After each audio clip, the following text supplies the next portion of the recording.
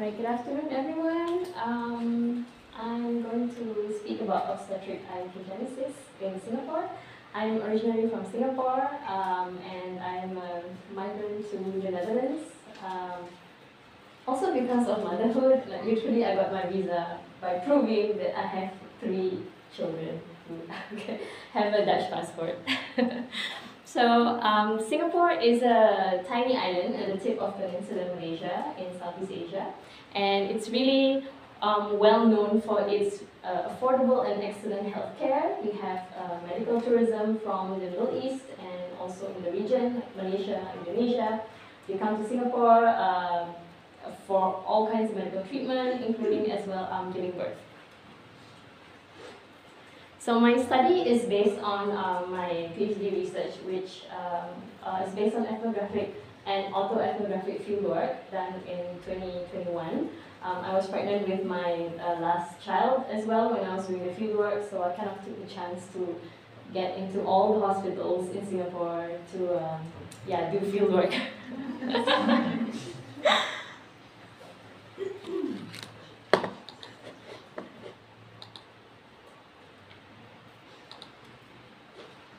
So why the term iatrogenesis?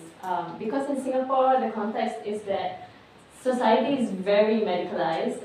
Everybody looks up to doctors. They're very obedient to medical authority. So using the term obstetric violence is, I think, too confronting for them. So when I was doing my PhD, even when I had to go through the ethical, the IRB, ethical approval and all that, I was advised to use the word reproductive health challenges. I could not use the term obstetric violence. So iatrogenesis is a term that already exists in medicine, and it is used to describe injury and illness that arises from medical care. It can be unintended or as a result of negligence, but it's something neutral. It's not really spoken about as something that is intentionally perpetrated.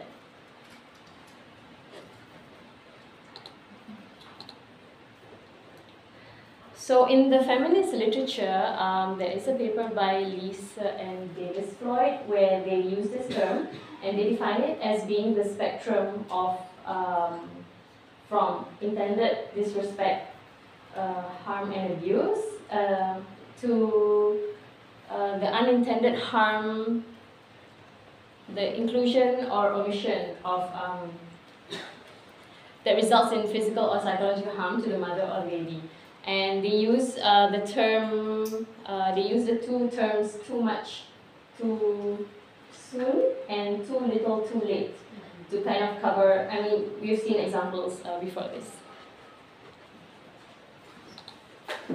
So these are the examples I'll go through today.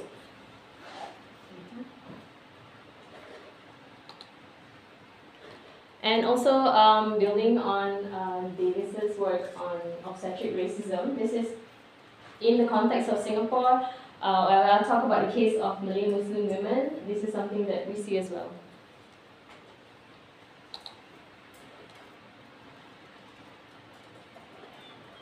So speaking of colonial legacies, Singapore was part of the British Empire, and from the late 1800s, there were already interventions in maternal and child health.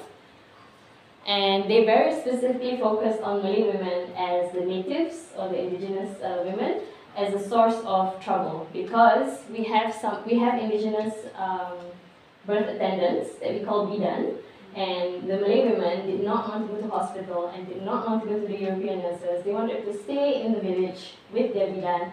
And well after the first hospital was established in 1890 something, it took them 25 years to get to the hospital. And every year we see in the medical reports, the colonial office, they were noting like, okay, this year how many Chinese women came, how many Malay women came, how many Indian women came. So currently, Malay women now, they form about 14% of the population, but they are disproportionately represented among the poor. And I'll cover later that they are actually an indirect target of population control, which also began like half a century ago. So the problems that the colonial administration saw with Malay mothers, and this is seen in the archives, that they were seen as, they didn't know how to take care of their babies, their diet was very restrictive, because in the Malay culture we have certain beliefs around like prenatal diets and also postpartum diets, things that are cooling, you should not eat them, you should keep warm. So there are all these practices related to that, and foods. So of course the colonial administration thought that it was causing a lot of death, infant mortality, maternal mortality. And for the bidan themselves, so their solution was to have European nurses, the health visitors, home visitors. And then for the bidan, they were seen as causing the death of the babies, and there were all these primitive practices. So there were all these legal solutions to, and also like exams to kind of regulate them. And this idea of Malay women as being a problem population, continued well into after independence. So Singapore was independent in 1965, and then we began to have a university with a medical faculty, and then the doctors in that department. So now that department has become the School of Public Health, but before it was one department, and the doctors got like a diploma from that department, and in their masters and Ph.D. thesis, they were still saying these things, which was building upon the colonial stereotypes.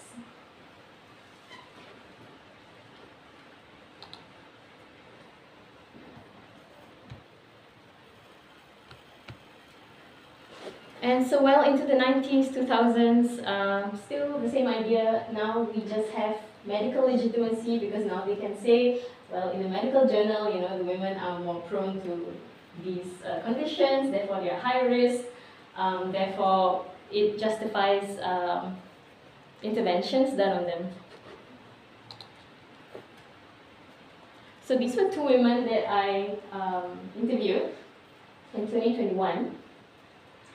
So the thing about Singapore, we have a racial categorization system that is called CMIO, Chinese, Malay, Indian, Other. So everybody who's not a foreigner is classified within this.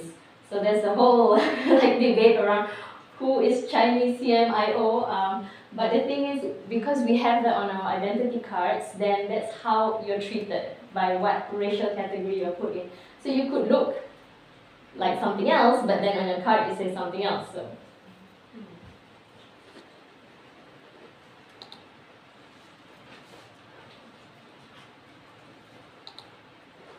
So in Singapore, this is like the main maternity hospital, and this normally you would go to the GP, general clinic, and then you would get a referral to go to into subsidized care. So that is almost free for citizens, and it's also covered by social insurance, so you could pay almost nothing for the entire 9 months of antenatal care and also the birth. And then like the delivery fee is just like $200, like 150 euros. But then if you go into private care, that would be about 10 times more, the cost. But then private care is seen as more like higher quality, and if you have the money, you should go into private care. But as I will show you, there's different risks related to both subsidized care and private care. Oh, you can see here, this is, so it's my race. They put their race here.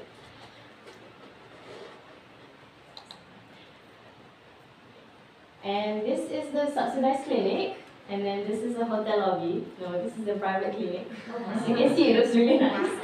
So this is the same hospital, but this is the generally for the poorer women. I mean, as you can see, both spaces are clean, and they look efficient. We have a screen and everything. But how you're treated in both places is really quite different. So when I was here, the funny thing is the hospital is called the Cattle Ranch Hospital, literally in Malay, and I really did feel like I was treated like a cattle. So when you go in, your blood pressure is taken by machines, no humans. you just stick your hand in this big machine. I don't know if they have it here. You just stick your hand in the machine and then the slip comes out.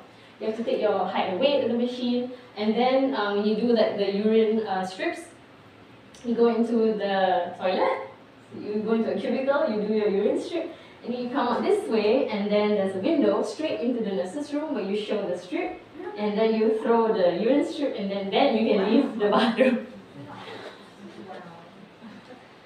So there's that objectification.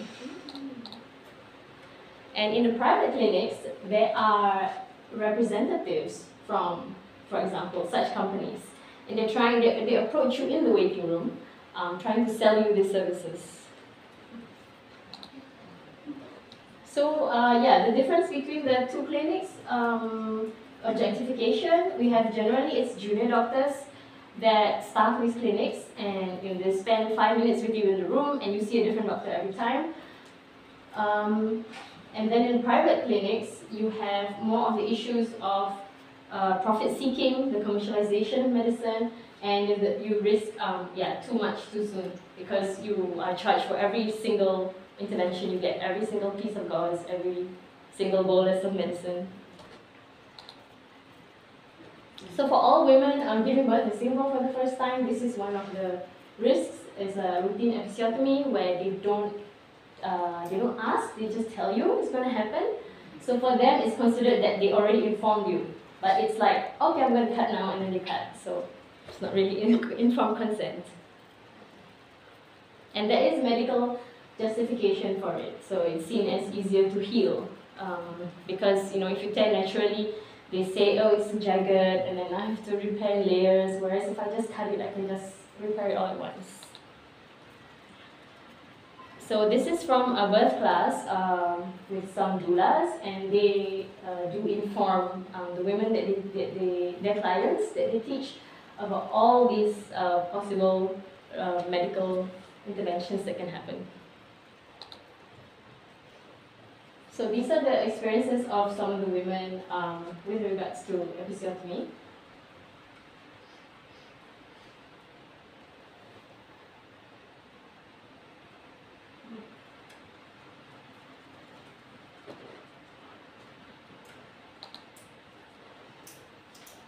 So already the fact that there's a routine episiotomy where they don't tell you, they don't ask you, they tell you, and that women don't know that it's going to happen until it happens, because it's never discussed in the prenatal appointments. It's compounded by this lack of pain relief. So I don't know why they think it's like it doesn't hurt because you just gave birth. So often they don't give local anesthesia until the women ask for it. In the private clinics, there is a phenomenon that I call don't push, where they are prevented from birthing because if the doctor is not present, he cannot charge the fee. Oh my God. And this occurs in, does not occur in the subsidized clinics because there's only one doctor on call for the whole delivery ward of the subsidized clinic. So if a woman is giving birth, the nurse midwife will just attend to her, but then private, also the women themselves expect that the doctor is there. But then, yeah. So this is from a private hospital, and this is was a private patient at a public hospital, because the public hospitals have also subsidized and private clinics. So in this case, this is how a doula is trying to counter that medicalized birth, by saying that he told the client, just if you want to give birth now, like the baby is already coming, then just tell the midwife that it's okay. So it's considered that the patient gives consent for the midwife to attend, and that he's okay with the doctor not being there. So of course when the doctor comes in, the doctor is not happy, but well, the woman is happy. So.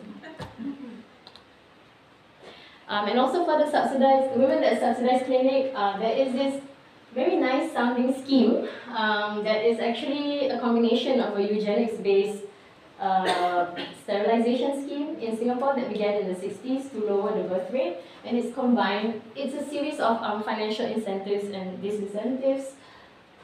So women, if they fit certain criteria, they can get up to this much money in grants and cash. if they do ligation, they can get up to 20,000 cash.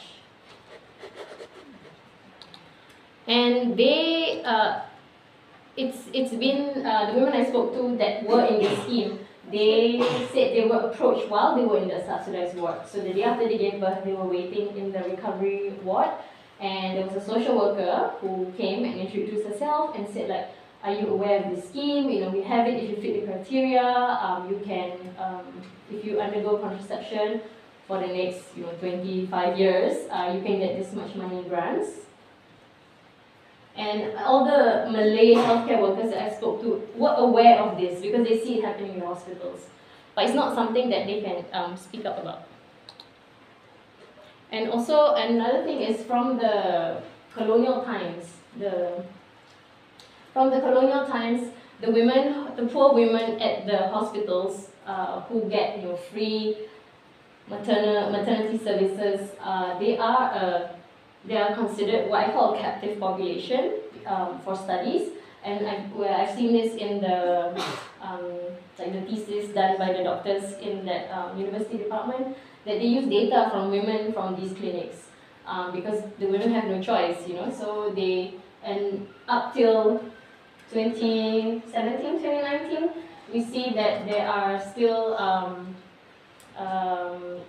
clinical trials. They're being recruited into clinical trials.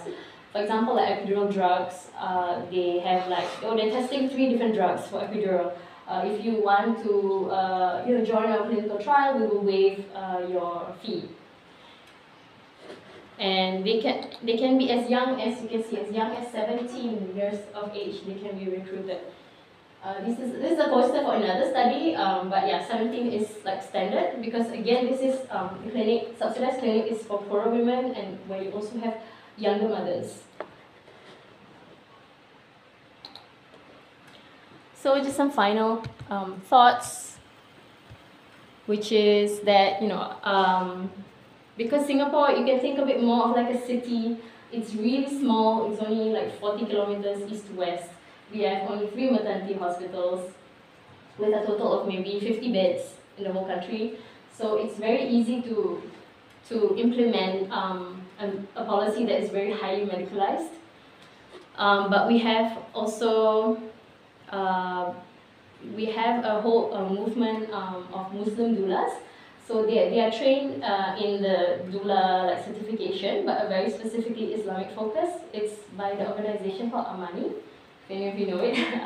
So they promote natural birth, but from a very specific Islamic perspective, and that is kind of gaining traction among the Malay women in Singapore, but mostly among the middle class. Though they do also volunteer with teenage mothers to support them when they give birth in the subsidized clinics, because they're going to go to the subsidized clinics, right? So they try to be there for them to kind of help counter the highly medicalized process. And just 2 tiny notes also in Singapore, related to reproductive violence. The GPs also carry out female genital cutting on girls, female babies up to 2 years of age. That is another issue. And also for home birth, we have the Register of Births and Deaths, which is like the immigration department. They collect this data where they count how many births at home, how many births occur in the hospital every year, and how many occur out of hospital. And they do note that the Malays make up about 40% of births that occur out of hospital. So out of hospital can be accidentally or not accidentally, right? But they call an ambulance. And then also Malays also make up disproportionate amount of births that are not attended by any medical professional at all. So whether it is a case of not going to hospital for any care at all, or it's a case of intentional free birthing, that's another part of my research which I covered as well. We can talk more about it. Thank you very much.